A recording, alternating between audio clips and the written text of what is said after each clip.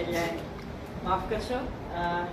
આપણા જિલ્લા પ્રમુખ ચેતનભાઈ, અમે પહેલાં બી ઘણી વાર મળેલા છે. હમણાં જસવંતભાઈએ એક શિબિર રાખેલી હતી અહીંયા સેવાદળની, ત્યારે પણ અમારી મુલાકાત કરેલી હતી. રિઝવાનભાઈ શહેરના પ્રમુખ, તમારા તાલુકાના ઉર્જાવાન તમને જીબીભાઈ તાલુકા પ્રમુખ પણ મળ્યા છે અને તમને બધાને મળવાનો મોકો મળ્યો. મને કાલે પીસીસીમાંથી 2 દિવસ પહેલા ફોન હતો ચેતનભાઈ કે પ્રગતિબેન તમારું સૌરાષ્ટ્ર છે પણ તમે પંચમહાલ જિલ્લો લેશો. તો મેં કહ્યું કેમ નહીં, પંચમહાલમાં હું જઈશ તો ત્યાં આપણા પરિવારના લોકોને મળવાનું થશે, તાલુકા લેવલે જઈશ તો ત્યાં ગામડાના લોકો હશે, એ બધાને મળવાનું થશે. આપણે બધા પરિવાર જ છે, કોંગ્રેસ પાર્ટી એક પરિવારની જેમ છે. તો મેં કહ્યું કે સારું, નવા પરિવારના લોકોને મને મળવાનો આનંદ થશે એટલે પંચમહાલ જિલ્લો આપો, વાંધો નહીં, મને ગમશે. એવી રીતે કાલે સાંજે 5 વાગ્યા પછી ફાઇનલી કહ્યું કે આવતીકાલે તમારે જવાનું છે. એકચ્યુઅલી હું ઘેડ વિસ્તારમાંથી સૌરાષ્ટ્રમાંથી આવું છું. ત્યાં દર વર્ષે ચોમાસામાં પાણી ભરાઈ જાય છે. તો મારો ત્યાંનો પ્રોગ્રામ હતો તો એ કેન્સલ કરી અને પછી પહેલાં મેં પ્રાયોરિટી આપી કે અહીંયા આપણે તાલુકા પંચાયત, જિલ્લા પંચાયત હમણાં બહુ નજીકના સમયમાં આવી રહી છે.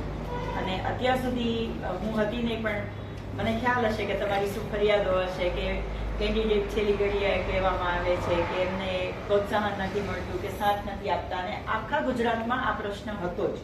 પણ માનનીય રાહુલ ગાંધીજીએ ગુજરાતમાં તમે પહેલી વાર જોયું હશે કે જિલ્લા પ્રમુખ બનાવવા હોય તો તમારી પાસે એઆઈસીસીમાંથી અને ગુજરાતના પ્રદેશના નેતાઓ તમારી પાસે સેન્સ લેવા આવ્યા હશે.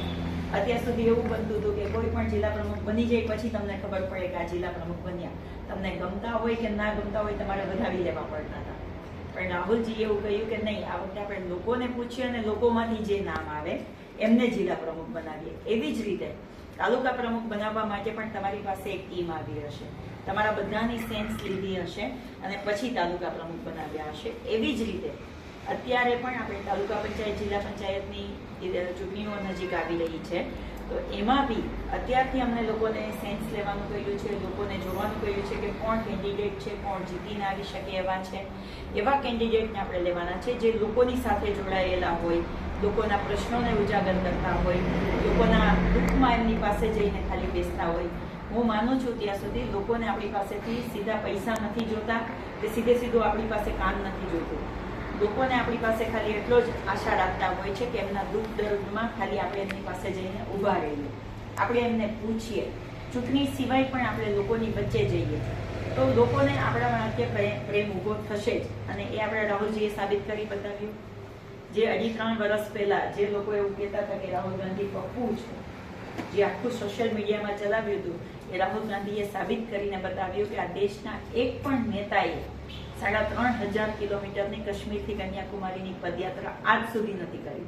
આ દેશના ઇતિહાસમાં પહેલા નેતા આપણને એવા મળ્યા કે આપણા માટે પદયાત્રા કરી, જેના ઘરમાંથી 3 પ્રધાનમંત્રી, આપણે ગામના કોઈ સરપંચ હોય ને એમનો દીકરો પણ ચાલીને ના જાય ગામમાં.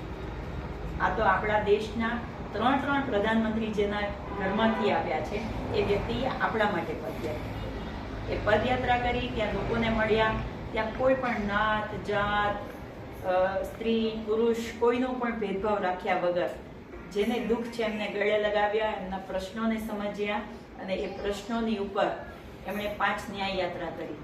એ ન્યાય યાત્રામાં પણ એમણે આપણું આખું ગુજરાત પણ એમાં આવ્યું હતું. તમારો એરિયા, આપણે દાહોદથી રાહુલજી નીકળ્યા ત્યારે દાહોદમાં અમે લોકોએ પ્રોગ્રામ કરેલો હતો, ગોધરા બી આવેલા.